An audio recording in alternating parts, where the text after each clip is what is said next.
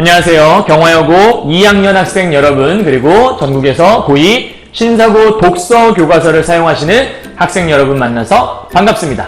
선생님은 세계 최강 국어쌤 조인수 선생님입니다. 자, 오늘은 여러분들 우리 2단원 독서의 방법에 대한 것들을 함께 배우고 있죠. 그래서 독서의 방법 우리 요거 배웠던 것 같아요. 기억하시죠? 사실적 읽기라는 곳에서 뇌 전달자, 신경 전달 물질이라고 하는 과학 지문을 가지고서 사실적으로 겉에 드러난 정보를 토대로 해서 글을 읽어내는 핵심 정보 같은 걸 읽어내서 우리가 중심 내용, 그 다음에 주제, 그 다음 전개 방식, 구조를 파악하는 것들을 배웠고요. 이제 두 번째, 우리 지난 시간에 풀 비린내에 대하여 라는 수필 작품을 통해서 우리가 뭘 배웠냐면 숨겨져 있는 글쓴이 의도 같은 것들을 배웠죠. 그래서 뭐 예를 들면 접속 표현 같은 걸 통해서 인수와 달리 다른 사람들은 다 키가 작다. 그럼 인수는 키가 뭐하다는 얘기냐면 크다는 얘기잖아요. 선생님은 적정한 키라고 볼 수 있는데요. 어쨌든 그러한 접속 표현을 통해서 뭔가를 드러내고자 하는 것. 인수는 밥을 먹었다. 그럼에도 불구하고 란 말 나오면 그럼에도 불구하고 밥을 더 먹지 말아야 되는데 뭔가를 더 먹는다라든지 이런 말이 나올 수 있는 거니까 그런 것들 우리가 추론적 읽기라고 얘기했었고요. 오늘은 이제 세 번째 시간으로 비판적 읽기에 대한 것들을 함께 공부해보고자 합니다. 자, 오늘도 마찬가지로 독서의 방법, 항상 모든 영역마다 개념이란 게 존재했었잖아요. 오늘도 비판적 읽기의 개념과 방법을 살짝 짚어보고 넘어가도록 하죠. 자, 처음에 학습 목표입니다. 우리는 뭘 할 거냐면 글에 드러난 관점이나 내용, 글에 쓰인 표현 방법 등을 어떻게 해요? 비판적으로 읽을 수 있다. 그래서 비판적 읽기라고 하는 거고요. 두 번째, 필자에 숨겨진 의도나 사회문화적 이념을 비판적으로 읽을 수 있다. 그래서 비판적 읽기라고 하는 거예요. 그러니까 중요한 건 뭐냐면 글 속에 드러나 있는 관점도 비판적으로 읽을 수 있어야 하고 속에 숨겨진 의도 역시도 비판적으로 읽을 수 있어야 하는 겁니다. 좀 쉽게 설명을 하면 드러나 있는 글이 있을 때 그 글을 그냥 있는 그대로 받아들이지 말라는 얘기예요. 가령 예를 들면 남자는 여자보다 힘이 세다라는 관점이 나와 있다 치면요. 아, 맞아. 남자는 힘이 세지. 이렇게 받아들이는 게 아니라 진짜 그런가? 여자가 더 힘이 셀 수도 있지 않을까? 남자가 꼭 힘이 세야 하나? 이렇게 좀 비판적으로 바라보는 것들. 또한 어떠한 글을 표현을 할 때 예를 들어 대조를 이용했다 칩시다. 근데 어떤 사람이 읽었는데 아, 이건 대조보다는 예시를 했을 때 예를 들어 설명했으면 더 좋았을 것을 이런 표현 방법 등에 대해서도 조금 비판적으로 생각해보는 것들, 이런 모든 것들이 다 비판적 읽기라고 볼 수 있다는 거예요. 그럼 이제 이런 것들에 대한 기본적인 개념들을 한번 살펴보도록 하죠. 자, 네모 한번 쳐보도록 할까요? 비판적 읽기란이라고 되어 있으니까 나와라 펜. 아이고 선생님 죄송해요. 갑자기 요게 빠져버렸어요. 자, 갈게요. 비판적 읽기 이렇게 네모 쳐봐야겠죠. 비판적 읽기란 논리적이고 합리적인, 줄 쳐볼게요. 논리적이고 합리적인 사고를 바탕으로 글이 타당하고 옹정하며 적절한지를 평가하며 읽는 것이라고 나와 있죠. 그러니까 중요한 건 비판적 읽기란 뭘 보는 거냐면 세 가지를 보는 거거든요. 첫 번째, 글이 타당한지, 두 번째는 공정한지, 세 번째는 적절한지를 보는 거예요. 여기다 성자만 붙이면 글을 읽었을 때 이치에 합당하냐, 타당성이라고 하죠. 우리 1단원에서 좋은 글의 요건할 때 이치에 맞는지, 타당성 기억나요? 글을 읽기 쉽다, 이독성, 보기에 좋다, 가독성 이런 거 배웠을 거예요. 그럼 공정성, 이거는 성을 붙이는 거니까 공정성. 공정성은 기억나는 게 좌로나 우로나 치우치지 않는, 그러니까 어느 한 방향만 얘기하는 게 아닌 것들 우리가 공정성 했었죠. 여긴 적절한가니까 적절성까지. 그래서 비판적 읽기라는 건 뭐냐면 이러한 세 가지 내용들을 논리적이고 합리적인 사고를 바탕으로 이런 건지를 평가하는 인거란 얘기예요. 그래서 예를 들면 밑에 보면 글에 들어가는 관점은 내용, 다음 표현 방법. 그러니까 우리가 봐야 되는 것들이 내용, 관점도 봐야 하고 내용도 봐야 하고 자료도 읽어야 되고 표현 방법도 봐야 되고 글의 이면에 속에죠. 속에 숨겨진 의도도 파악해야 되고 신념 같은 것도 우리가 분석을 해야 한다는 얘기인 거예요. 자, 그래서 중요한 포인트인데요. 비판적 읽기는 무조건 비난하는 게 아니에요. 그러니까 글을 읽었을 때 뭔가 잘못된 게 있을 거야. 뭔가 이상하겠지 뭐. 이렇게 보라는 얘기가 아니에요. 그럼 뭘 보는 거냐면 보편적 이치, 번호 1번 붙여볼게요. 다음 건전한 상식. 그러니까 이 글을 읽었는데 대다수의 보편이란 말은 그런 거잖아요. 대다수의 사람들이 인정하는, 두루두루 인정하는. 예를 들면 어떤 사람의 특이한 관점에서만 평가하는 건 올바른 비판적 읽기가 아니라고 볼 수 있는 거거든요. 그래서 이러한 보편적 이치 1번, 그 다음에 건전한 상식 2번, 이런 것들이 바로 뭐냐면 우리가 지금 하고자 하는 이 비판적 읽기의 기본 조건이 되는 부분이라고 여러분 생각하시면 되는 거예요. 알겠죠? 그러니까 무조건 읽어라가 아니라 그 보편적 이치에 잘 들어맞는지, 건전한 상식에 맞는지, 그게 여러분 중요하다는 거예요. 자, 그럼 이제 구체적으로 한번 방법을 찾아보도록 할까요? 가죠. 자, 비판적 읽기의 방법인데요. 형광펜이 있으시면 일단은 첫째, 둘째, 셋째까지 아마 있을 거예요. 여러분 책 신사고 독서교과서 70페이지와 71페이지가 있을 거거든요. 그래서 그 부분들을 여러분이 줄쳐가면서 보시면 좋을 것 같아요. 자, 첫째, 동그라미 치시고요. 글의 내용이나 관점의 타당성과 공정성을 평가하며 읽는다. 형광펜으로 쫙 칠해보시고요. 핵심어가 뭘까요? 우리 독서 영역에 중요한 건 핵심을 찾는 거잖아요. 보니까 타당성과 공정성을 찾자라는 거. 여기가 핵심어라고 볼 수 있겠죠?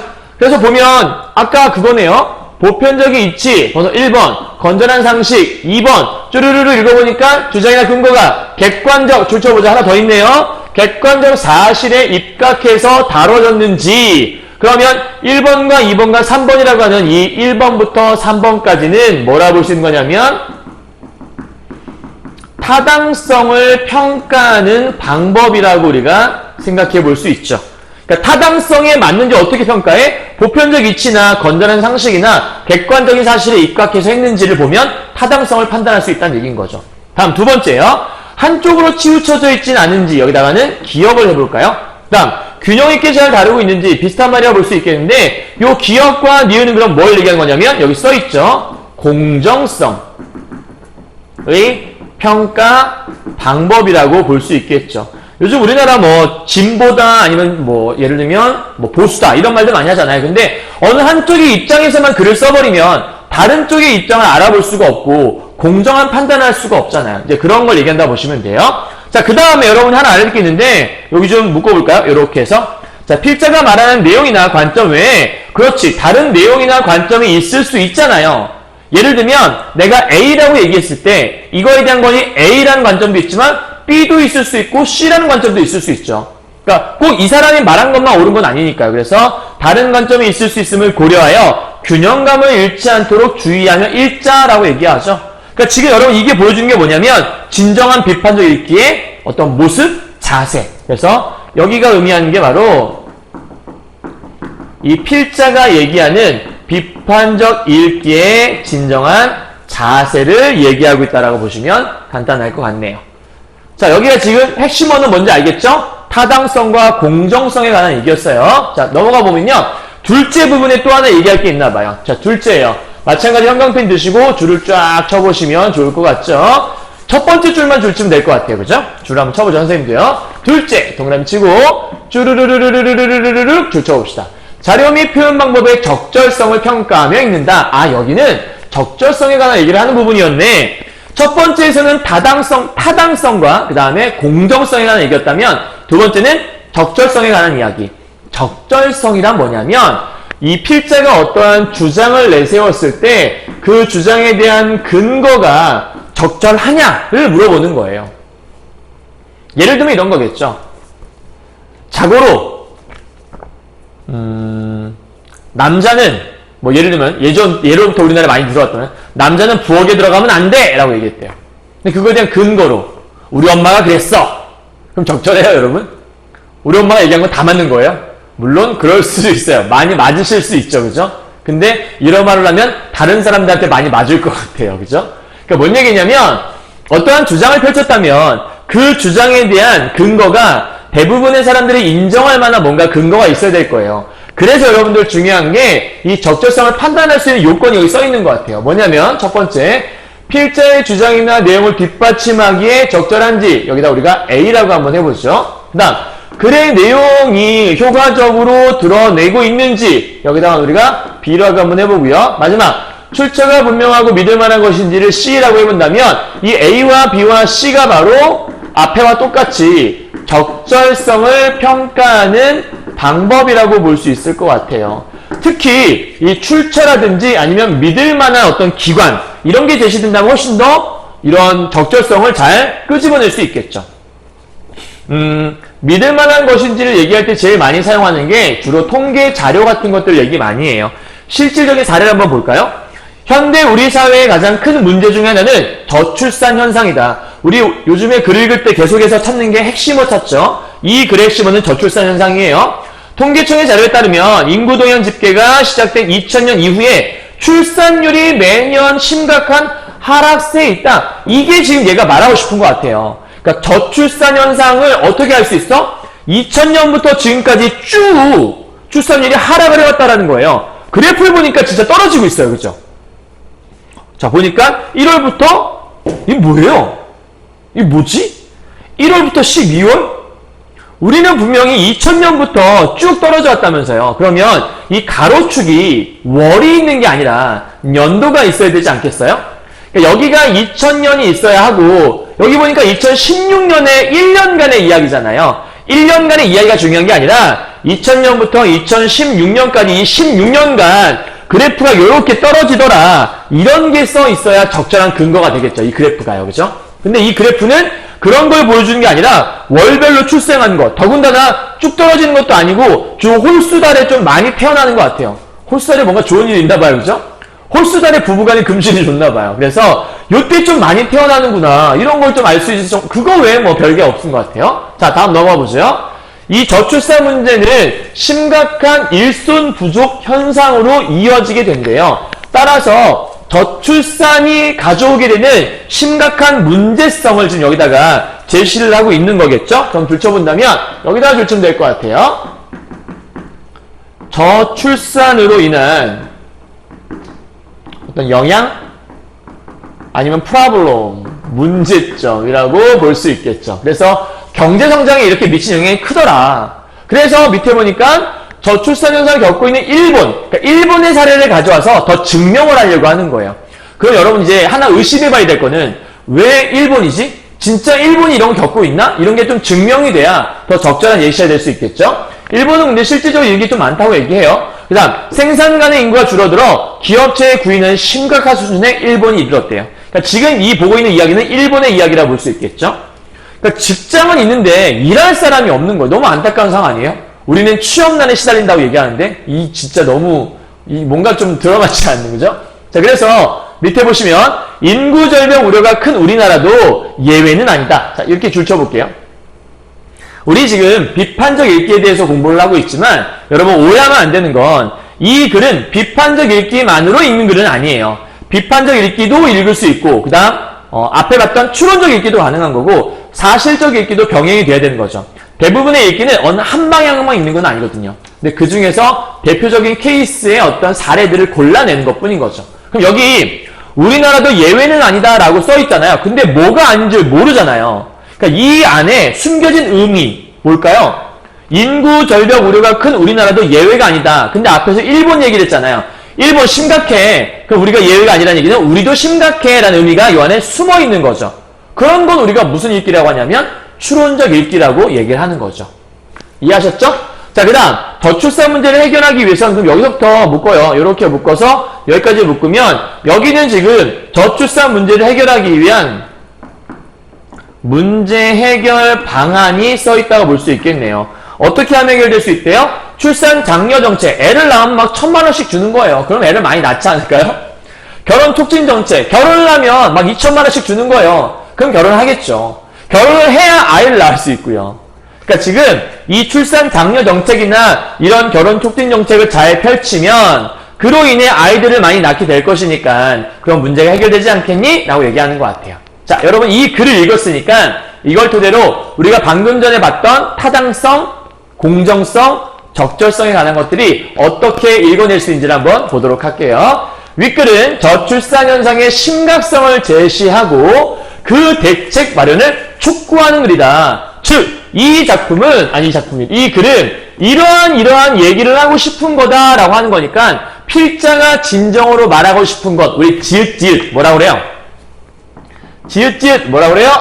주제라고 해요. 그죠? 정말 중요한 국어의 개념 중에 하나죠. 그래서 저출산 문제의 심각성을 일단 제시를 하고요. 그거에 대한 대책이 좀 필요하지 않겠어? 대책을 마련합시다! 뭐 이런 글이라고 볼 수 있을 것 같아요. 자, 그런데 근거로 든 일본의 사례가 객관적 사실에 입각했는지를 살펴보래요. 또 하나, 이 필자의 주장이 보편적 이치에 맞는지 살펴보래요. 우리 앞에서 읽을 때 보편적 이치, 객관적 사실, 이건 누구나 다 인정할 수 있는지, 이게 이치에 합당한지 기억나요? 이건 지금 뭘 물어보는 거죠, 여러분? 그렇지. 타당성에 관한 걸 얘기하는 거죠. 맞죠? 다음 두 번째, 정부나 민간 또는 특정 집단의 입장에 치우쳐져 있지 않은지는 여기 옆에 대놓고 써있네. 공정성에 관한 걸 물어보는 거고요. 마지막, 제시된 그래프는 적절성 측면을 물어보고 싶은데 2016년 한 해 정보만, 선생님이 아까 얘기했던 거죠. 요 1년 정보만 있어요. 그러니까 적절성 측면에서 이게 해마다 감소해왔다는 주장을 펼치려면 한 해만 주면 안 되잖아요. 여기서는 2000년 이후의 출산율의 하락세를 보여주지 못하는 그러한 결과를 가져온 거잖아요. 그래서 적절한 자료라고 보기가 어렵다라고 얘기했으니까 적절성은 잘 충족하지 못하고 있는 글이라고 볼 수 있겠네요. 타당성과 공정성과 적절성에 대한 표현 내용이라고 보시면 될 것 같아요. 이해하셨죠? 자, 이제 마지막인데요. 셋째예요. 우리 셋째 부분에서 뭐 얘기하는지 보죠. 필자의 숨겨진 의도나 글 속에 내재된 사회 문화적 이념을 분석하고, 그럼 여러분 줄 쳐야겠죠? 셋째, 비리비리비리비리비리비리 블라블라블라 비리비리비리 이게 줄 치면 될 것 같아요. 자, 여기서 중요한 포인트는 어디 있나? 숨겨진 의도를 한번 파악해보고 사회 문화적인 이념을 잘 분석해서 사회 문화적인 이념 이런 것들을 잘 평가해보자라 하는 건데, 우리가 글을 보게 되면 필자의 가치관도 들어있고요, 세계관도 들어있고요, 글이 생산되고 유통될 당시의 사회적 분위기나 요구 같은 사회 문화적인 이념이 글 속에 반영되어 있단 말이에요. 그죠? 그럼 이런 것들이 반영되어 있을 때 윗글에는 뭐가 있었냐면 이 사회가 결혼을 어렵게 만드는 것 같다라는 인식이 이 안에 내재되어 있다고 볼 수 있다는 거예요. 그래서 저출산이 생기는 거고, 그래서 독자는 이러한 작가의 의도가 타당한지 그리고 적절한지 대부분의 사람들이 생각하는 보편적 가치에 미루어 봐서 적절하게 잘 쓴 건지를 판단해보자. 이 타당성과 적절성을 찾아보는 게 우리 비판적 읽기라고 얘기했잖아요. 이해하셨죠, 여러분? 여기까지요? 자, 간략하게 앞에 부분 우리가 정리하고 넘어간 거고요. 그럼 이제 실질적으로 우리가 글을 통해서 한번 이걸 정리 한번 해보도록 하죠. 자, 오늘은 감시와 역감시라고 하는, 이게 되게 글이 좀 약간 어려워 보이지만 사실 알고 보면 그렇게 어렵지는 않아요. 그런데 우리가 겁먹고 들어가는 경우가 있어서 그런 거지. 요거는 우리가 중요한 포인트가 여기에 있다고 이렇게 볼 수 있겠죠. 감시란 무엇이고 역감시란 무엇인가. 감시라는 것들은 어느 한 방향에서 저 사람을 지켜보는 걸 우리가 감시라고 하죠. 그런데 우리 책에서는 이 감시를 어떻게 설명하고 있냐면, 살짝 키워드를 드리면 소수의 사람이 다수의 사람을 감시하는 이러한 요건으로 나와요. 그래서 이쪽에 있는 이 소수의 사람이 어떤 사람이 등장하냐면, 예를 들면 감옥을 지키는 교도관이 다수, 죄수들을 살펴보는, 이걸 우리가 페놉티콘, 파놉티콘이라고도 얘기하는데, 그 페놉티콘이라고 하는 원형 감옥에 대한 얘기를 하는 거고요.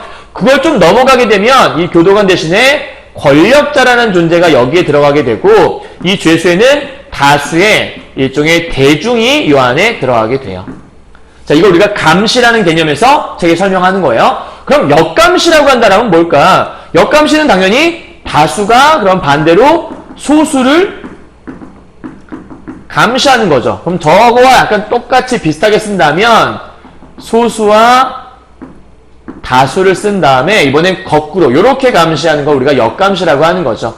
그래서 여기 있는 이 다수들은 우리가 시민, 대중이라고 하잖아요. 이 시민들이 모여서 이 소수라고 불리는 이 권력자가 정말 잘 하고 있는지를 감시하는, 그래서 하나 예를 들면 시민운동을 통해서 우리가 약간 좀 견제를 할 수 있는 이런 것들을 얘기한다라고 볼 수 있어요. 그래서 지금 선생님이 설명한 것들은 글 속에 나오는 말인데 아주 일부분만 얘기한 거거든요. 그래서 요거 외에 어떤 얘기를 하고 있는지를 글이 총 11개의 단락으로 되어 있어요. 엄청 길어요. 근데 길다고 해서 쫄지 마시고 여러분들이 선생님 설명 간단하게 들으시면 최대한 여러분 간단하게 빨리빨리 설명할 거니까 잘 보고 따라오시면 금방 정리할 수 있어요. 알았죠? 자, 일단 그림 하나 보고 넘어가도록 하죠. 이게 선생님이 말했던 그 파놉티콘, 그러니까 페놉티콘이라고 우리 책에 나오죠. 감시를 설명할 수 있는 제레미 벤담이라고 했던 이 공리주의자가 설명한 건데요. 일단 이런 얘기예요. 영국에서 미국이 독립을 하면서 수많은 죄수들을 보낼 곳이 없어졌어요. 그래서 죄수들은 많은데 교도관이나 관리할 사람들이 적었던 거예요. 그래서 영국에서 어떤 고민이 많았냐면 소수의 사람을 가지고 많은 사람들을 관리할 방법이 없을까? 그런 문제점들을 가지고 고민하다가 벤담이라는 사람이 하나 생각을 해낸 거예요. 이 원형 교도소를. 어떻게 한 거냐면 원형으로 교도소를 만들고 여기에 예를 들면 A, B, C, D, E라고 하는 이러한 죄수들을 이 원형 감옥에다가 집어넣어 놓은 거예요. 그리고 가운데다가 이렇게 기둥을 하나 세워서 여기다가는 가라고 하는 교도관이 이제 들어있는 거죠. 이해하셨죠? 자, 그래서 여기는 원형으로 되어 있기 때문에 이 가가 두루두루두루두루 고개만 살짝 돌려도 다 살펴볼 수가 있는 거예요. 자, 그때 문제가 있는데 만약에 가가 C와 눈이 마주쳐 있다면 그럼 이렇게 가가 C를 보고 있다는 걸 A, B, D, E가 알고 있다면 뭐야 쟤 C 보고 있잖아. 그럼 우린 딴짓해도 되겠네? 이렇게 생각할 수 있잖아요. 그래서 어떻게 한 거냐면 여기 있는 요 기둥 이 밖에다가 안 보이는 이렇게 해서 여기를 보이지 않게 만드는 안을 들여다볼 수 없는 그러한 매직 유리를 여기다가 이렇게 감싸는 거예요. 자, 그러면 이 안에가 안 보이니까 분명히 교도관이 있다는 건 알고 있거든요. 근데 그 교도관이 어디를 보고 있는지 알 수가 없잖아요. 오케이, 그럼 뭐 볼 확률이 한 5분의 1 정도 되는 거니까 딴짓해도 되겠지? 근데 만약에 재수 없어서 걸리면 혼나겠죠. 뭔가 처벌을 받겠죠. 그러니까 여기는 A, B, C, D, E가 만약에 이렇게 된다면 제가 언제 날 볼지 모르니까 내 스스로를 내가 좀 관리해야겠다. 이런 생각을 하게 될 거라는 거예요. 그걸 우리가 여기서는 이제 감시라고 얘기를 하는 거니까 여기는 하나의 소수고 다수잖아요. 이 소수가 다수를 관리하는 것처럼 보이는 이게 이제 우리가 페놉티콘이라고 하는 거거든요. 이제 본문에서 한번 살펴보도록 할게요. 본문 가보죠. 자, 그래시 포인트인데요. 우리가 항상 공부할 때마다 선생님이 공부 다 했는데 우리가 뭐 했는지 모르면 그거야말로 문제 아니겠어요? 그래서 선생님이 항상 글 시작할 때 포인트 잡아드리고 있죠. 4개 잡아보죠. 첫 번째, 벤담의 페놉티콘이라는 게 나와요. 벤담, 이 뭘까? 방금 설명하긴 했지만 다음, 푸코라는 사람이 또 페놉티콘을 설명을 해요. 그럼 둘 간에 뭔가 차이점이 있겠죠? 그 차이점을 찾아보자고 하는 거고요. 두 번째, 규율사회란 말이 나오고요. 전자감시란 말이 나오고 빅브라더이란 말이 나와요. 이런 용어들이 좀 독특하죠. 이게 무슨 의미일지를 글을 읽고 나서 머릿속에 정리할 수 있어야 돼요. 다음 세 번째, 페놉티콘. 아까부터 얘기했는데 이 페놉티콘과 전자 페놉티콘이라는 게 서로 약간 뭔가 좀 비교점이 나와요. 흔히 말할 때 우리가 비문학 지문은, 이 독서 지문은 서로 비교, 대조한 것들을 가지고 일치, 불일치 문제라든지 사실 확인 문제를 우리가 출제를 하거든요. 그러니까 알고 넘어가야 돼요. 네 번째, 역감시와 시민사회가 뭔 관련이 있을까? 그거를 살펴보시면 될 것 같습니다. 참고로 미리 얘기하자면 역감시를 하기 위해 시민사회라는 것들이 있다라는 뭐 이런 얘기거든요. 이따 보면 살펴보도록 할게요. 자, 말했지만 11개의 단락이지만 쫄지 말라고 말씀드렸어요. 가보도록 합시다. 자, 제일 처음 시작인데요. 한 명의 교도관이 수백 명의 죄수를 감시할 수 있는 효과적인 방법은 없을까? 라고 이 필자가 화제를 제시하고 있죠. 그때 누가 얘기했냐면 제레미 벤담이라는 사람이 얘기했어요. 여러분 참 선생님 강의 듣기 전에 혹시라도 이 글을 난 선생님 처음 읽는데요. 잠깐 스탑. 늘 얘기하죠. 잠깐 스탑하고 영상은 멈춰 있으니까요. 그죠? 가서 책 읽고 와요. 여러분 72페이지에서 총 5쪽밖에 안 되는데 이거 아무리 오래 읽어봤자 10분도 안 걸려요. 잠깐 읽고 그 다음에 와서 강의를 들으세요. 무슨 얘기인지. 선생님이 지금 다 읽어갈 게 아니라 필요한 부분 요소만 설명을 할 거기 때문에 여러분이 안 읽고 오시면 선생님이 뭐라고 얘기하는지를 못 알아들을 수도 있어요. 물론 대부분의 어떤 그 영역들 다 설명을 하겠지만 반드시 읽고 오셔야 돼요. 알았죠? 다시 돌아와요. 자, 읽었죠? Go? 오케이. 자, 그 다음에, 국어선생님이니까. 가요? 알았어요. 이렇게 해야겠네요. 자, 영국의 공리주의 철학자 제레미 벤담이라는 사람이 뭘 했냐면, 요 문제에 대해서 골똘히 생각을 하기 시작을 한 거예요. 왜냐하면 미국이 독립학과 했다고 얘기했었죠. 이때 영국의 국가적인 관심으로 이 교도소 어떻게 해결할 건가 이 문제를 계속 고민했다라는 거죠. 그래서 1달러 주제가 이렇게 되는 거죠. 영국의 국가적 관심사가 바로 교도소 문제였다. 그래서 이로 인해 이 벤담이 해결책을 가져오게 된 거죠. 자, 해답으로 뭘 가져왔냐면 벤담은 1791년에 페놉티콘이라는 이러한 해결책을 하나 제안을 해본 거예요. 이게 뭔데? 원형 교도소요. 이렇게. 선생님은 독서글을 읽을 때 이게 화살표를 그어가 많이 읽거든요. 특히 과학지문 같은 경우에는. 근데 화살표를 그어가며 읽으면 인과관계가 파악이 돼서 훨씬 더 좀 글이 잘 읽히는 것 같아요. 그리고 선생님이 또 하나 읽는 걸 저번에 알려드렸죠. 의미 단위로. 이 문제에 대한 해답으로 벤담은 1791년에 페놉티콘이라는 원형 교도소를 제안했다. 이렇게 읽으면 훨씬 더 의미 단위를 잘 끊어있게 되죠. 페놉티콘은 가운데가 비어있는 동심원. 가운데는 동심원 모양을 하고 있다. 그럼 이런 거죠. 요렇게 동그라미가 있는데 가운데가 이렇게 비어있다라는 거예요. 도너츠 모양이네요. 지금 시간이 8시 한 40분 됐는데요. 배가 고프네요. 선생님 요즘 밥을 잘 안 먹고 있어요. 살을 빼보려고. 근데 살이 많이 빠지긴 했는데 이 시간대가 정말 마의 시간대인 것 같아요. 집에서 라면 끓여 먹고 싶은 그런 시기. 자, 어쨌든 동심원 모양을 하고 있으며 바깥쪽에 동그란 건물이 있대요. 그러니까 이 바깥쪽 요거. 요 동그란 건물에는 죄수를 가두는 방. 바깥쪽에는 죄수를 가두는 방이 있었구나. 또 하나요. 중앙에는 죄수를 이 중앙에는 뭔가가 있나 보죠. 이렇게 해서요. 그러니까 지금 뭐냐면 요 바깥에는 요렇게 여기가 뭐였죠? 전부 다 죄수가 들어있는 죄수를 가두는 방이라 볼 수 있겠고 중앙에는 죄수를 감시하기 위한 공간이 있다. 그러니까 여기가 지금 죄수를 감시하는 공간이라고 이렇게 볼 수 있겠네요. 그럼 여러분 여기서부터 살짝 묶어봐요. 넘어가도록 할게요. 그러니까 공간이 있었다. 죄수의 방에는 뭐가 있냐면 죄수의 방에 뭐가 있어 도대체? 자, 보죠. 죄수의 방에는 햇빛을 들이기 위해서 외부로 난 창이 있대요. 창이 있겠죠. 그러니까 지금 여기에 이렇게 창이 하나 있는 거예요. 그래서 외부로 난 창은 왜 있는 거지? 햇빛을 들이기 위해서. 사람이 햇빛을 안 보면 사람이 말라 죽어요. 햇빛은 건강한 어떤 그 기운을 사람한테 주기 때문에 음침한 곳에 늘 살면 사람이 성격도 음침해지고 안 좋다고 하더라고요. 그래서 우리나라도 보통 보면 남양, 해가 들어오는 좀 따뜻한 이런 거 많이 원하잖아요. 어쨌든 외부로 난 창이 있는데 그 햇빛 들이기 위한 것이고 내부를 향한 창도 있는데 이거는 뭐냐면 죄수의 일거수일투족이 교도관에게 감시당하는 창이구나 이렇게 알 수 있어요. 그러니까 지금 요 죄수방에 창이 요렇게도 하나 있고 요렇게도 하나 있는데 A라고 하는 부분과 B가 있다 쳤을 때 A는 왜요? 이거는 햇빛을 받겠다고 있는 거고요. 여기 있는 B는 왜 있는 거예요? 이거는 감시를 하기 위해서. 누가? 교도관이 얘를 감시하려고. 자, 그럼 여러분 지금 우리가 쭉 설명하고 있는 건 이 페놉티콘이라고 하는 거에 뭘 설명하고 있는 거죠? 맞춰봐요. 맞출 수 있을 것 같은데? 자, 뭘 설명하고 있는 거예요? 기읍지읒. 그지예요? 거지. 뭐 이런 가지. 이런 거예요? 뭘까요? 구조죠, 구조. 그죠? 지금 페놉티콘의 구조에 대한 걸 설명하고 있는 거예요. 자, 그 다음에 또 뭐라냐면 반면 이번에는 중앙의 감시 공간, 그러니까 죄수의 방 설명 다 끝났잖아요. 근데 이번에는 여기 있는 요 중앙의 감시 공간 내부는 항상 까맣게 만들었다는 거예요. 여기를 이렇게 까맣게. 왜 이 중앙의 내부를 까맣게 했을까? 그러면 죄수들이 이 안에 교도관이 있는지 없는지 존재 자체도 알 수가 없었다라는 거예요. 그럼 뭐가 좋지? 그럼 죄수는 보이지 않는 곳에서 저 안에 어떤 누군가가 날 지금도 보고 있을 것 같은데 안 보고 있을 수도 있겠지만 근데 불안해! 뭐 이런 거죠.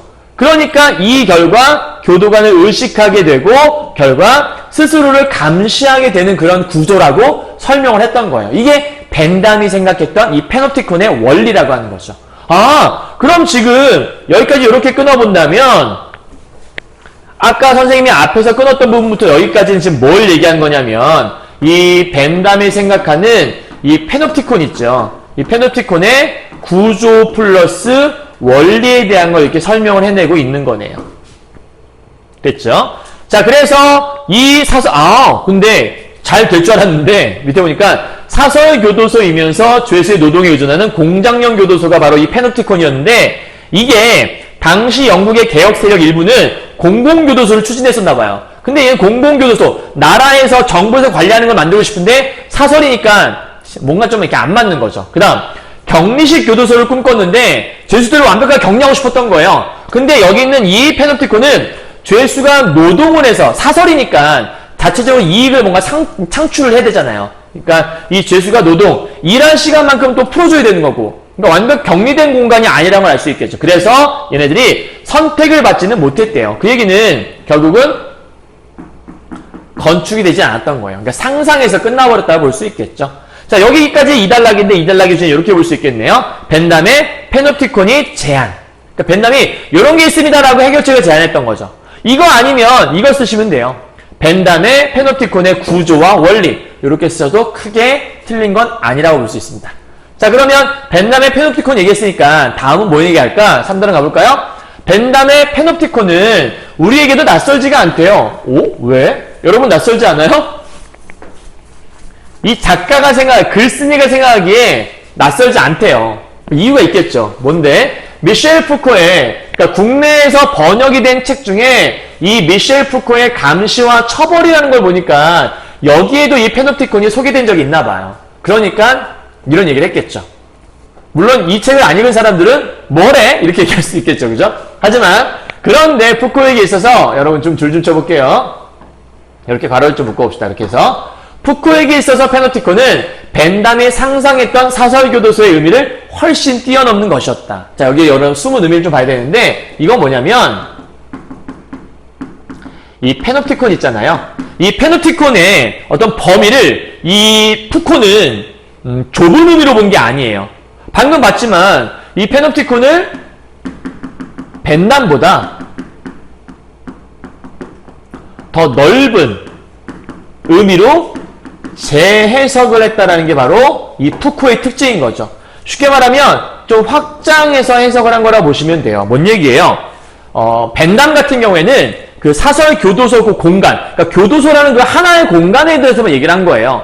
그러니까 정해진 구역이 있는 거죠. 그런데 여기 있는 이 푸코는 이거를 요 교도소라는 공간에 한정 짓지 않고 좀 더 넓게 본 거예요. 가령 예를 들면 사회로. 그러니까 사회를 전체 하나의 교도소 같은 공간으로 본 거죠. 그래서 이 푸코는 이 페놉티콘이라는 것들을 단순하게 교도소 하나에 한정 짓는 게 아니라 더 넓은 범위에서 재해석을 하였다. 이런 뜻이에요. 이게 뭔 얘기죠? 봐요.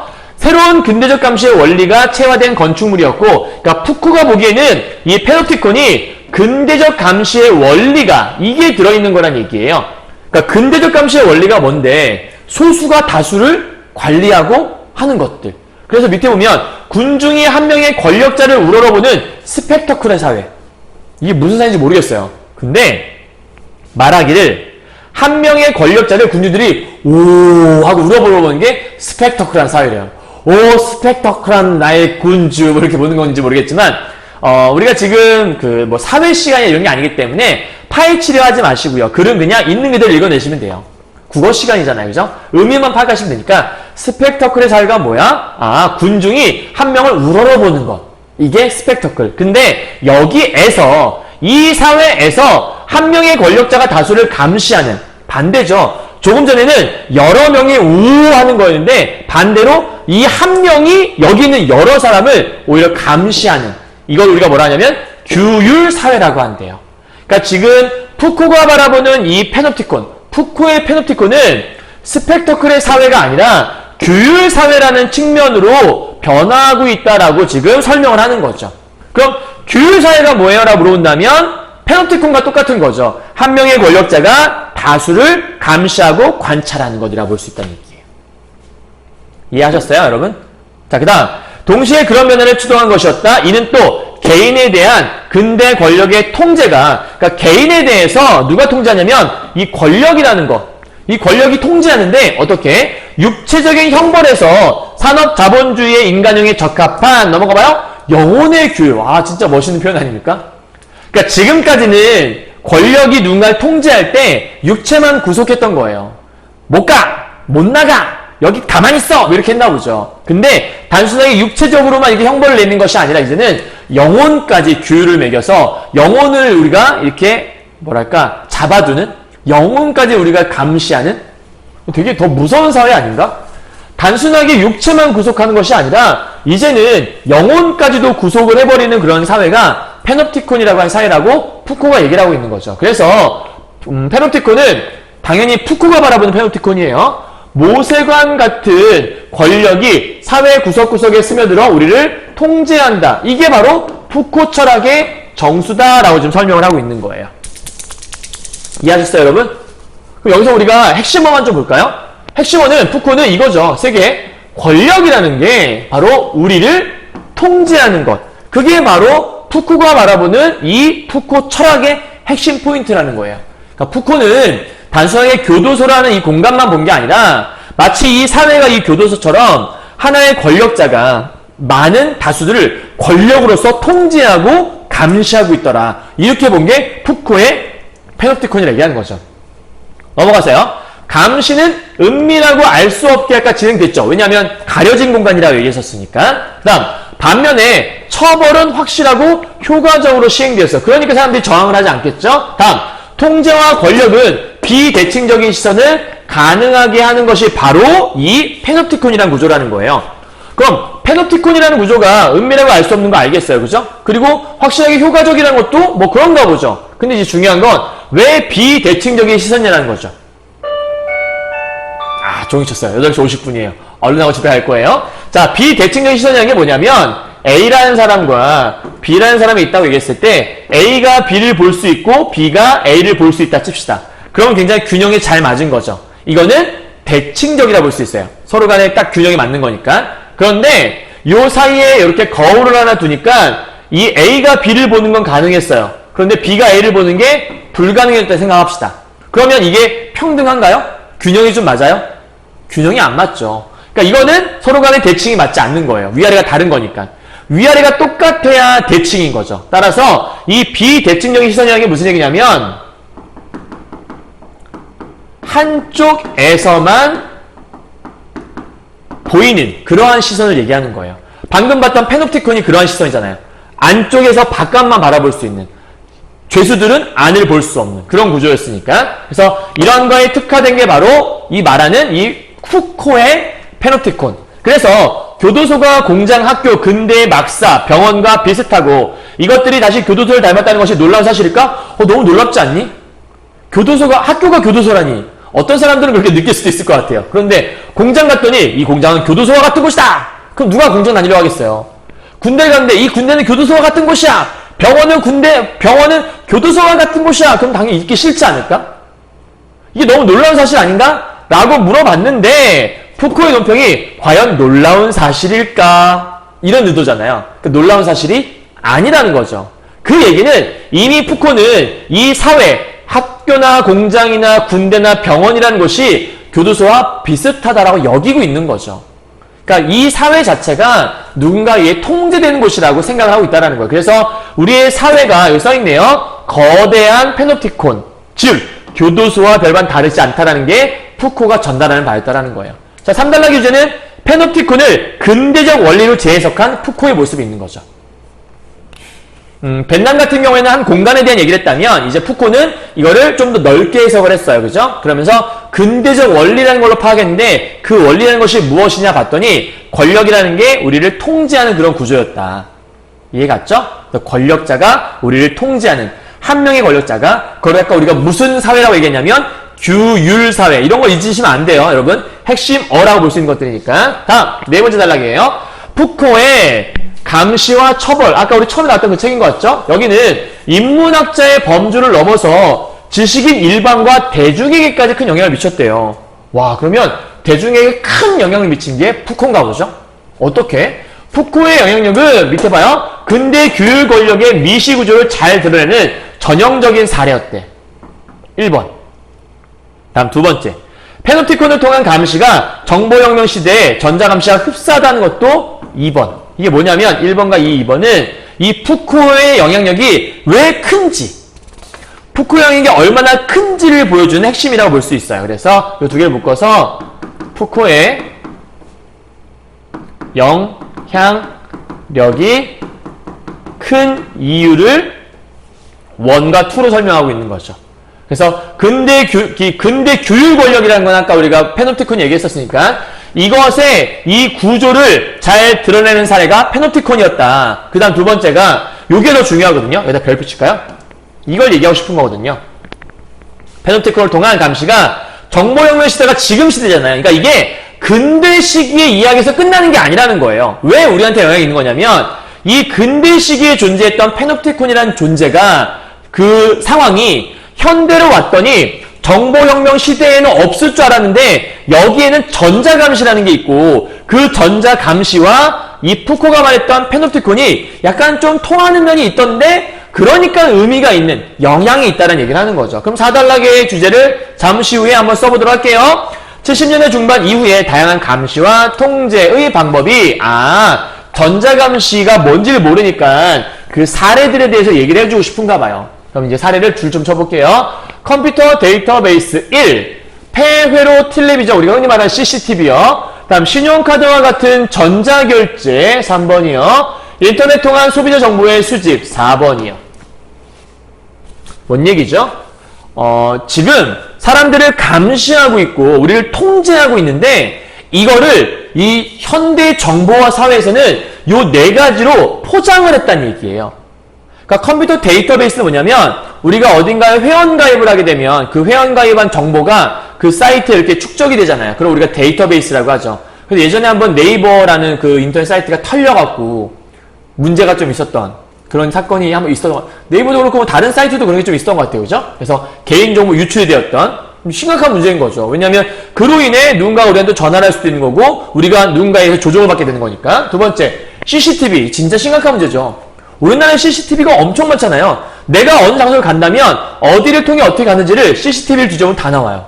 그죠? 다음 세 번째, 신용카드와 같은 전자기기도 마찬가지죠. 내가 어딘가에 가서 신용카드를 긁으면 내가 거기 있었다는 증거물이 되는 거잖아. 대부분 요즘 뭐 범죄 드라마 같은 거 보게 되면 신용카드를 통해 그 사람이 어디 있었는지 찾아내는 경우도 있죠. 네 번째, 인터넷을 통한 소비자 정보의 수집. 인터넷에 그런 거 있잖아요. 여러분들 이렇게 소비자 할 때 뭐 회원 정보를 입력해서 회원 가입하세요. 그런 거 다 얘기하는 거라고 보시면 될 것 같아요. 이런 형태로 널리 사용되었고 그래서 사람들이 이제는 개인의 신상 정보 수집하고 사생활 침해하는 것에 약간 좀 민감해지는 거예요. 왜냐면 이게 잘못 사용될까 봐. 그죠? 그래서 잠자고 있건 깨어있건 일하건 쉬건 욕실에 있건 침대에 있건 감시를 당한다라고 생각했던 사람이 조지 오웰인데 이 조지 오웰의 암울한 1984년 이거 되게 유명한 거거든요. 여러분 논술 시험에 되게 잘 나와요. 여기에 등장하는 빅 브라더가 있대요. 여러분 73페이지 오른쪽 아래에 설명이 되어 있긴 하거든요. 빅 브라더를 간단하게 얘기하면 그냥 권력자라고 생각하시면 돼요. 혹은 뭐 사회 통제 수단? 이렇게 생각하시면 돼요. 그러니까 일종의 가상의, 실제 인물은 아니고요. 가상의 인물이에요. 사람들을 통제하기 위해 책 속에서 대중을 지배하기 위해 만들어진 허구의 존재라고 보시면 돼요. 이런 빅브라더가 사람들을 지배하고 감시한다는 거죠. 이 빅브라더의 역할을 누가 한 거냐면 정보사회가 가져온 전자 페노프티콘이라는 게 바로 얘와 똑같은 원리를 작용했다는 거죠. 왜? 빅브라더라고 하는 이 권력자는 사회를 통제한 수단으로서 사람들을 감시하는데 바로 이 전자 페노프티콘, 전자 감시라는 것이 바로 얘와 일맥상통하는 면이 있다. 그렇게 본다면 주제는 이렇게 쓸 수 있겠죠? 페노프티콘을 통한 감시가 정보사회의 전자감시와 유사하지 않아요? 라고 설명하는 거죠. 이해하셨나요?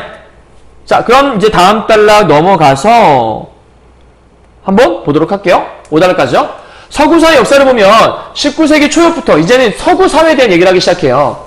19세기 초엽부터 뭘 했냐면 정부가 주체가 되어 국민에 대한 대대적인 조사를 했대요. 이거 왜 했을까? 그러니까 지금 여기에 중요한 거 뭐냐면 이 조사가 결국은 이 조사는 나중에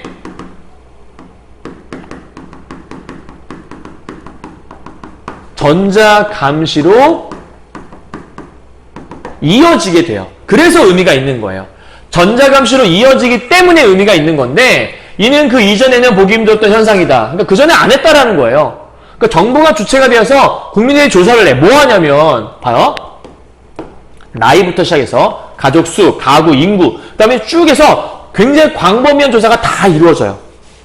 자, 이 광범위한 조사들은 뭐로 이어지게 되는 거냐면 이렇게 해서 숫자로 치환되어서 이걸 이해하기 위해 통계학이 발달했었고 인간 세상의 모든 것은 측정되고 숫자로 표시되었으며 이러한 통계학의 발달로 인해 정리된 이 자료들은 결국 좋죠?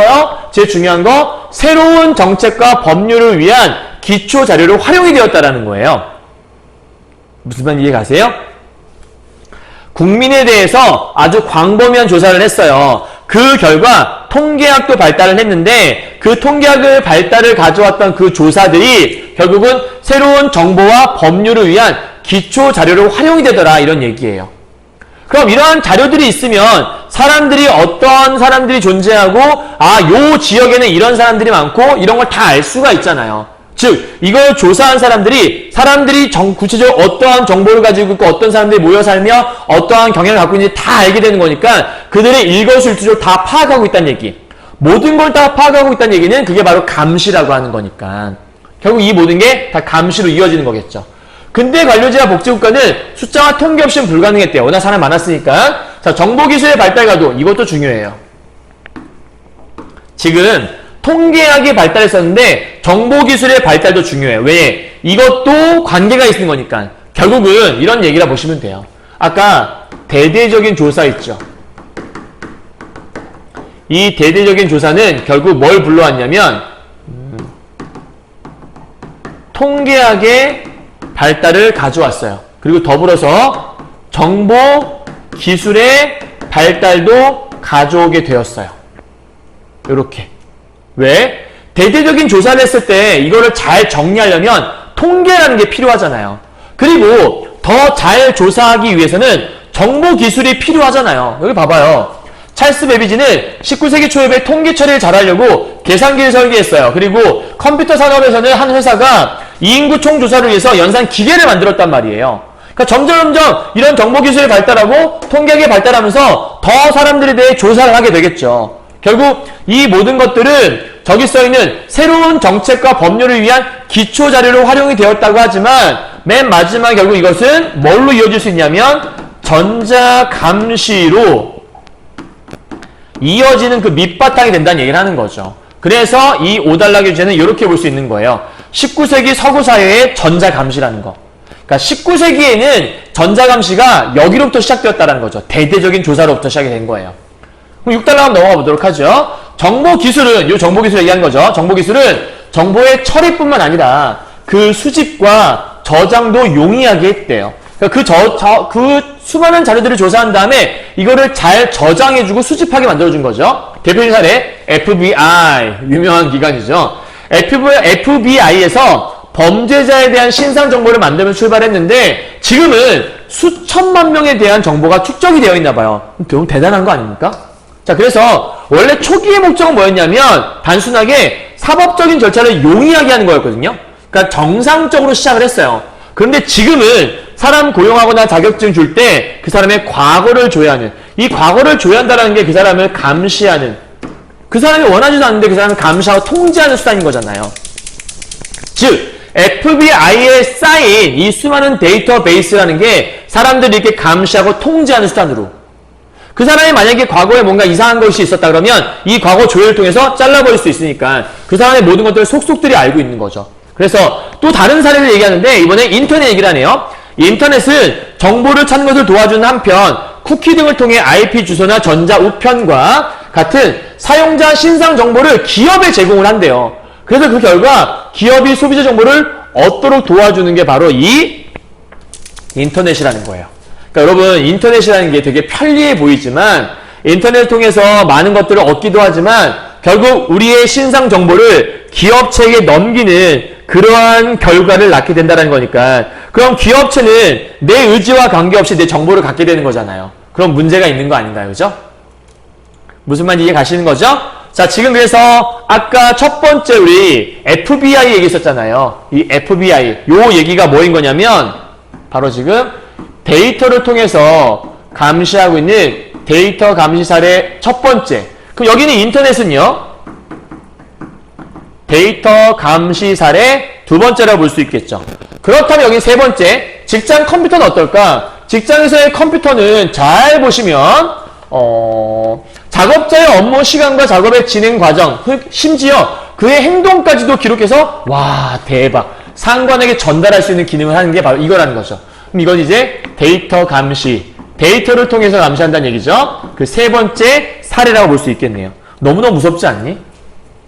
그래서 컴퓨터 데이터베이스는 여기 나오죠? 데이터 감시라고 하는 새로운 유형을 낳았고 1995년부터 한국에 추진되었다가 여론에 반대어 부딪혀서 무산되었던 뭐가 있대요?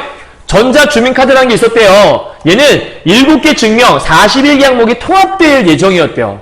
야, 이거 어마어마한 거죠. 그러니까 요 안에 온갖 사람들의 데이터베이스가 싹 다 묶어 있는 거죠. 그럼 이 전자주민카드가 이걸 데이터베이스로 하는 요거를 차지한 사람은 모든 사람들의 정보를 다 열람할 수 있다는 얘기잖아요. 그러니까 얼마나 무서운 얘기예요. 그죠? 그래서 6단락의 주제는 바로 정보기술의 발달이 정보 수집과 저장을 용이하게 하면서 데이터 감시로 이어지게 되었다라는 게 포인트라고 볼 수 있겠네요. 이게 진짜 무서운 거예요. 그죠? 그러니까 편리한 게 마냥 좋은 건가? 그걸 지금 물어보고 있는 것 같아요. 여러분들 영화 중에 그런 거 있어요. 영화가 아니라 드라마에서 나왔는데 우리 노트북이나 이런 거 보면 웹캠이라는 게 있잖아요. 인터넷만 연결되어 있다면 그 웹캠을 해킹해갖고 그 집을 들여다볼 수 있는 거예요. 이거 진짜 무서운 사례거든요. 그러니까 사람들은 우리는 CCTV가 있어 안전하다고 느낄 수 있지만 한편으로 우리는 늘 보이지 않는 어떤 카메라에 의해서 감시당하고 있는 거나 마찬가지라는 거죠. 요즘 뭐 사건 사고만 있으면 컴퓨터 다 이게 카메라를 다 들이대잖아요. 그래서 뭔가 함부로 할 수 없는 또 무서운 것 중에 하나 블랙박스라는 것들. 물론 좋은 순기능도 있지만 이게 우리를 늘 감시하고 있는 감시 사회 속에 살고 있다. 오히려 뭐 바르게 살 수 있도록 도와주는 거이기도 하지만 사실은 좀 무서운 사회 속에 살고 있는 거죠. 다음 7번째예요. 감시는 지금까지 우리 데이터베이스 얘기했잖아요. 데이터베이스에만 있는 게 아니래요. 그럼 뭐 있는데? 자, 줄 쳐볼까요? 동그라미 쳐보자. 1번 번호부터. 전자기기를 통한 감시도 있고 생체 인식을 통한 감시도 있고 우리 요즘에 뭐 전자지문 이렇게 인식 많이 하죠? 그것도 하나의 감시 수단이라는 거죠. 다음 인공위성과 연결된 위치 확인 시스템 GPS라는 거. 이 GPS는 정말 차에 여러 달려있잖아요. 그래서 어디 가다 보면 뭐 GPS가 많은 걸 알려줘요. 사실은요. 무슨 구간 단속 구간입니다. 산짐승 출몰 지역입니다. 이런 거 알려준단 말이에요. 근데 이 GPS가 사실은 나의 위치를 또 알려주는 그런 기능도 하거든요. 다음 휴대전화를 통한 위치 추적. 이게 4번째. 다음 기업의 소비자 정보를 수집하는 거 5번째. 국가기관에 의한 감시 6번째. 사설기관에 의해서 우리가 감시당하는 거 7번째. 이렇게 수많은 감시 속에 우리는 살고 있다. 우리 주변에 실제 감시 사례들을 보여주는 거죠. 아셨나요? 넘어가죠. 8번째요. 이런 새로운 감시는 전자 페놉티콘, 그러니까 현대에 우리가 처해 있는 상황 속에 있는 걸 전자 페놉티콘이라고 명명하는데 이 페놉티콘에서는 시선이, 그러니까 기존의 원래 이거는 이제 기존, 아까 말했던 벤담의 페놉티콘, 여기다 쓸까요? 여러분 좀 쉽게. 이 벤담의 페놉티콘은 시선이라는 게 중요했잖아요. 그죠? 아까 교도관이 보고 있을지도 몰라 라는 그 시선이 규율과 통제를 할 수 있는 그 기제였다면 이 전자 페놉티콘은 정보가 그 규율과 통제의 기능을 하고 있는 거예요. 그러니까 이게 이 페놉티콘과 전자 페놉티콘의 어떤 비교라고 볼 수 있겠죠. 그죠? 일단 이 둘은 불확실성 면쯤에서 피상적인 공통점이 있대. 일단 공통점이 하나 있네. 공통점이 뭐야? 불확실성이라는 거. 늘 감시당하고 있으니까 자기 행동에 대해서 뭔가 확신을 할 수 없는 거예요. 다음, 감시를 당하는 사람은 자신의 정보가 어딘가에 늘 열람될 수 있음을 인지하고 있기 때문에 자신의 행동과 작업에 주의를 기울이지 않을 수 없대. 이게 또 하나의 공통점 중에 하나인 거죠. 이해 갔나요? 그러니까 지금 페놉티콘이 됐든 전자 페놉티콘이 됐든지 간에 일단 사람들로 하여금 뭔가 안정감을 주는 게 아니라 불안정함을 이제 형성을 하게 되는 거예요. 제가 날 보고 있을까? 안 보고 있을까를 확신할 수 있어요? 확신할 수가 없죠. 그런 불확실성이라는 게 요 페놉티콘과 전자 페놉티콘 안에 들어있다는 얘기를 하는 거죠. 그런데 이런 공통점이 들어있기 때문에 늘 주의를 기울여야 되는 건데 하지만 차이점도 존재한대요. 차이점이 뭔데? 시선은 한계가 있다. 그치. 사람이 보는 시선은 한계가 있잖아요. 왜냐하면 사람이 볼 수 있는 데는 한계가 있으니까. 시선에는 한계가 있지만 여기 보니까 정보라고 하는 거에는 국가적이고 전 지구적이다. 그 말은 한계가 없다라기보다 한계가 너무 넓다? 한계가 거의 없다? 뭐 이렇게 보면 되지 않을까요? 그럼 시선이라고 하는 게 뭘 얘기하는 거냐면 이거는 페놉티콘을 얘기하는 거죠. 이 페놉티콘에는 한계가 있는데 정보, 여기다 쓰면은 바로 전자 페놉티콘이라고 이렇게 쓸 수 있겠네요. 이해 가셨나요? 그러니까 페놉티콘에는 한계가 있지만 전자 페놉티콘이 그래서 무서운 거예요. 훨씬 더. 자, 여기까지는 주제가 페놉티콘과 전자 페놉티콘의 공통점과 차이점을 물어보고 있는 거죠. 쉽죠? 간단해요. 다음 9번째 마지막 단락이네요. 갑시다. 끝났나요? 물론 역감시의 기능을 하는 것도 있다. 우리 제목에서 나왔던 감시와 역감시 얘기했잖아요. 이제 9, 10, 11달락 남았거든요. 역감시의 기능을 하는 것도 있는데 뭐냐? 의회와 언론. 이게 지금 역감시 역할을 하는 첫 번째인 건가 봐요. 그런데 짧게 끝나요. 잘 봐요. 이 의회와 언론은 비대해지면서 스스로가 권력화가 되었어. 이게 부작용이 생긴 거예요. 그러니까 지금 권력자들을 언론이라는 게 잘 주시하고 있으면 함부로 행동할 수 없잖아요. 근데 이 언론이 거대화되면 이런 무서운 부작용이 생긴다는 거죠. 그래서 사회의 권력 집단을 감시하고 대안적인 정책을 제시하게 등장한 것이 바로 시민운동이라고 얘기를 하는 거예요. 그러니까 이 시민운동이 바로 역감시 기능을 하는 그 두 번째 사례라고 볼 수 있겠죠. 그래서 실질적으로 정치권이 부패한다거나 권력이 남용된다거나 선거, 대기업, 그다음에 언론에 대한 감시 이런 모든 것들을 유지해 왔는데 이걸 통해서 권력단체에 대한 정보 공개를 필요로 하고 있대. 그러니까 이 시민운동이 정확하게 역감시의 기능을 하기 위해서 필요한 것, 그 필수 조건이 이 정보 공개라는 거예요. 그럼 이 필수 조건이라는 것들은 바로 뭘 얘기하는 거냐면 어떻게 볼 수 있을까? 밑에 볼까요? 여기 국민의 역감시의 권리를 적극 보장하고 행정의 투명성을 뭔 얘기인지 알겠다. 결국 이렇게 권력단체에 대한 정보를 공개하는 것들을 통해서 이렇게 열심히 감시를 유지하게 되면 이걸 통해서 국민의 역감시의 권리를 적극 보장하게 되고 행정의 투명성을 감시하게 될 수 있는 이러한 역할을 할 수 있는 게 바로 이 시민운동의 역할이라고 볼 수 있겠네요. 그러니까 권력단체에 대해서 정보 공개를 하면 이런 정보 공개 법을 통해서 국민이 역감시의 권리를 쥐게 되고 이게 보장을 받을 수 있으며 행정을 더욱더 투명하게. 왜? 모든 정보를 공개할 수밖에 없으니까 지네 맘대로 못할 거 아니에요. 그래서 정보 공개를 통한 넘어가요. 역감시는 투명한 사회를 향한 첫발이다. 그러니까 기본적으로 그들이 꽁꽁 숨겨놓지 말고 다 공개를 하라고 지금 얘기를 하는 것 같아요. 그죠? 자, 그런 상황 속에서 뭐가 있는 거냐면 시민운동은 신문, 라디오, 텔레비전 같은 기존 언론 물론 자신의 활동을 알리게 되고 그 결과 성과를 공유하며 이걸 통해 연대를 강화하고 있다. 그래서 쌍방향의 분산된 통신망은 빅브라더가 당신을 감시하고 있다. 이게 기존의 페놉티콘이죠. 한 권력자가 너를 감시하고 있어. 이게 페놉티콘이잖아. 근데 이러한 전통적 감시, 그러니까 이 전통적인 감시를 당신이 바로 감시하는 빅브라더다. 네가 빅브라더에 의해 감시를 당하는 게 아니라 네가 곧 빅브라더야. 그럼 내가 누군가를 감시하는 거잖아. 그래서 역감시라고 얘기를 하는 거죠. 결국 국민신문고, 아까 시민운동과 더불어서 이 국민신문고라는 게 인터넷을 이용해서 시민운동의 힘을 강화한 대표적인 예. 그럼 결국 국민신문고라는 것들은 시민운동을 도와주는, 그죠? 도와주는 역할을 하는 가장 중요한 포인트라고 볼 수 있겠네요. 웁스. 엄청나게 뭐가 많이 나오려고 했네. 자, 그래서 대표적으로 이러한 사례라서 이것들을 통해 국민들이 스스로 문제를 제기하게 되고 부패를 고발하는 매체로서 국민신문고를 사용하게 되면 그게 시민운동의 힘을 강화하게 되어서 역감시를 통해 그들이 허튼 짓을 못하도록 감시할 수 있다. 이런 얘기를 하는 거네요. 그러면 이제 주제는 역감시의 권리를 보장하는 시민운동이라는 게 어떤 역할을 하는지 설명하는 거죠. 함부로 행동을 하지 못하도록 막아주고 있는 거겠죠?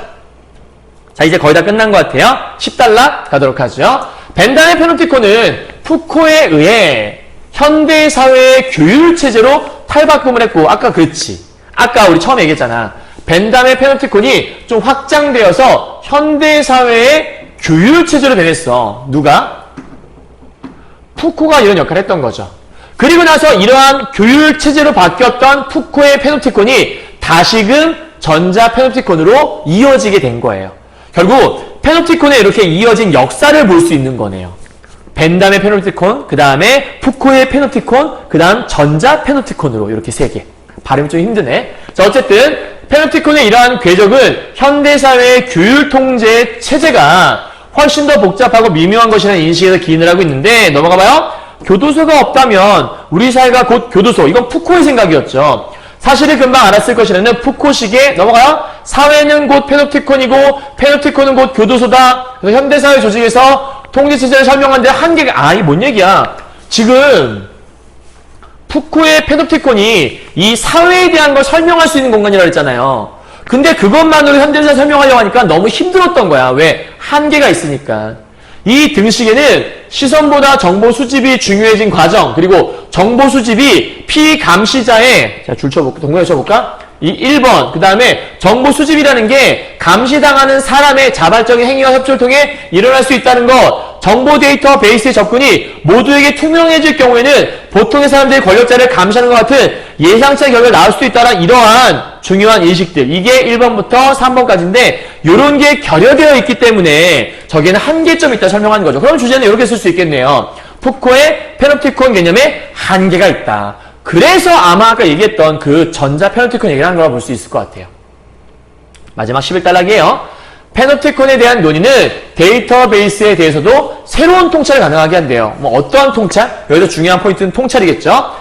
대부분의 데이터베이스는 접근자의 신분이나 지위에 따라 다른 암호를 지정하게 되고 공개정보를 차등적으로, 그러니까 불평등한 거지. 평등하지 않아요. 불공정한 거죠.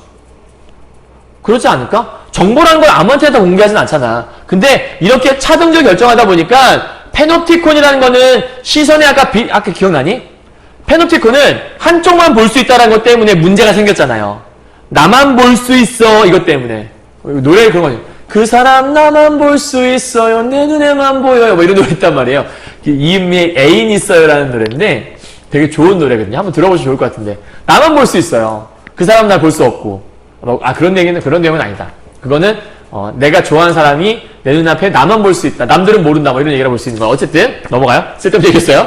자, 여기서는 시선의 비대칭성 때문에 이 페노프티콘이 일어났다면 전자 페노프티콘은 정보 접근의 비대칭성. 그럼 정보 접근의 비대칭성이라는 게 뭐예요?